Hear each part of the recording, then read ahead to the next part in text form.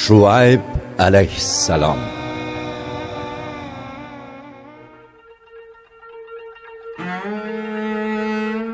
Shuayb arab millatiga mansub bo'lgan 4 payg'ambarlarning biri edi. Bu 4 payg'ambarlar Hud, Solih, Shuayb va Muhammad alayhissalomlardir. Shuayb o'z qavmini balog'at va fasohatli uslublar bilan iymonga da'vat etganligidan payg'ambarlar xatibi deb nom olgandi. Shuayb va uning qavmi Shom atrofidagi Madyan degan joyda yashab o'tgan.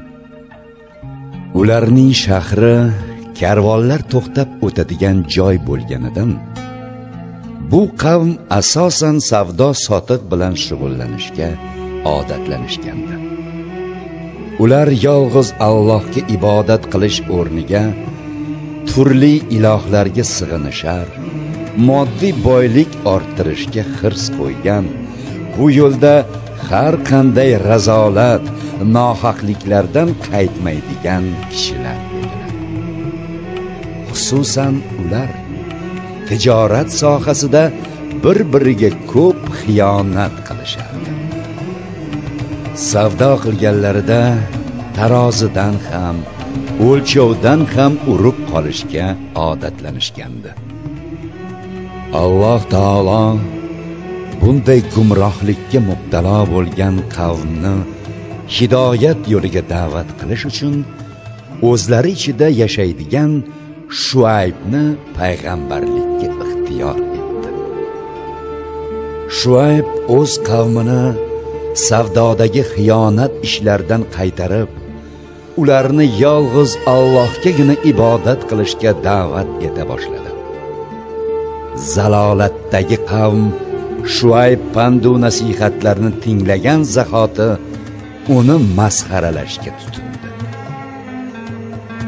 Ey Shuayb, o'qiyotgan namozing senga ta'sir qilib, ota-bobolarimiz sig'inib kelgan butlarga sig'inishlikdan bizni qaytarib, o'z molimizni xohlaganimizdek tasarruf etishimizdan man qilmoqchimisan? Bunga qanday jur'at qilding? Axir sen muloyim tabiatli, tuzukkina odam eding-ku. Shuayb alayhissalom ularga Alloh ato etgan ulug' ne'matlarni, fazlu karamni aniq bilib, ko'rib turib, uning amriga zid ish qila olmasligini, o'z qavmiga bu pandu nasihatlari bilan faqat yaxshilikni istayotganini aytdi. Agarda yolg'iz Allohning o'zigagina ibodat qilib, uning amriga itoat etmasalar, avvalda o'tgan Nuh, Hud va boshqa payg'ambarlar qavmi kabi ularga ham samodan biron falokat bo'lishi mumkinligini tushuntirdi. Shuayb alayhissalom shu tarzda o'z qavmini faqat hidoyat sari da'vat etardi. Qavm sardorlari Shuayb va unga iymon keltirganlarga agarda bu da'vati va dinidan qaytmasalar, ularni shahardan quvg'in qilajaklarini aytishdi. Qalblari iymon nuri bilan to'lgan Shuayb alayhissalom va unga iymon keltirganlar o'z dinlarini aslo tark etmasliklarini bildirishdi. Nihoyat Shuayb alayhissalomning Madyan ahli iymonga kelishidan umidi uzilgach, osiy qavmning halokatga uchrashi muqarrar bo'ldi. Parvardigor amri bilan guldiroz ovoz va zilzila ofatidan ularning barchasi halokatga uchradi. Ibn Abbos va boshqalardan shunday rivoyat qilinadi. Shuaybning osiy qavmiga qattiq issiqlik azobi yuborildi. Ular bu issiqdan qochib, uylariga kirdilar. Ammo uylarning ichi ham nihoyatda issiq, nafas olib bo'lmas darajaga yetgandi. Uylaridan yana dalaga qochib chiqa boshladilar.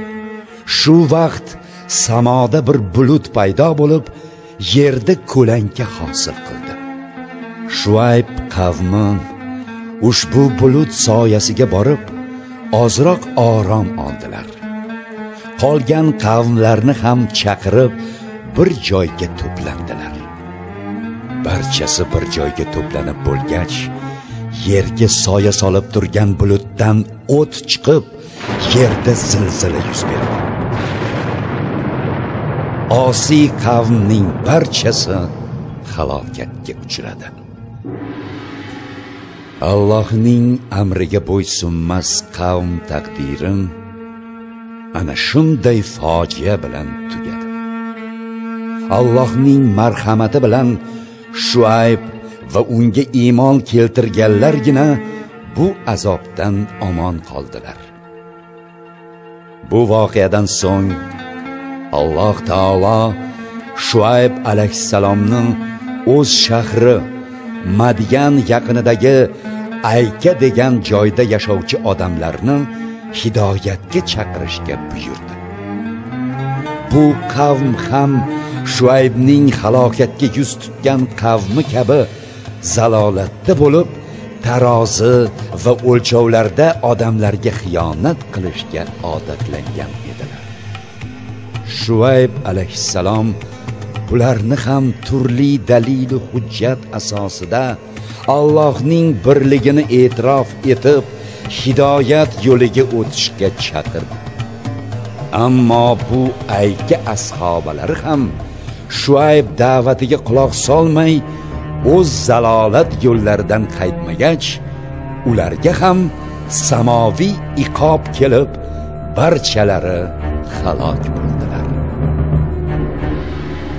Alloh subhanahu va taolo Qur'on oyatlaridan payg'ambarlarga bo'ysunmagan qavmlarni qattiq azobga duchor qilganligini eslatish bilan birga, kishilar haqqiga xiyonat qiluvchi bandalarni oxiratda qanday jazolar kutishini ham ochiq aytgan. Jumladan Qur'oni Karimning Rahmon va Mutaffifun suralarida shunday oyatlar bor. O'lchovni adolatli qilinglar. Tarozida narsa o'lchaganda kishilar haqqini kamaytirmanglar. Rahmon surasi 3-oyat. Tarozidan urib qoluvchilarning holiga voy bo'lsin. Ular odamlardan biror narsa olishsa, to'liq o'lchab olishadi. Ammo o'zlari kishilarga narsa berishsa yoki sotishsa, miqdorini kamaytirib tortadilar. Ular qiyomatda qayta tirilishlarini o'ylamaydilarmi? Ul kun juda ulug' kundir. O'sha kunda odamlar butun olamning tarbiyachisi bo'lmish Allohning huzurida turadilar. Mutaffifun surasi 1-6 oyatlar.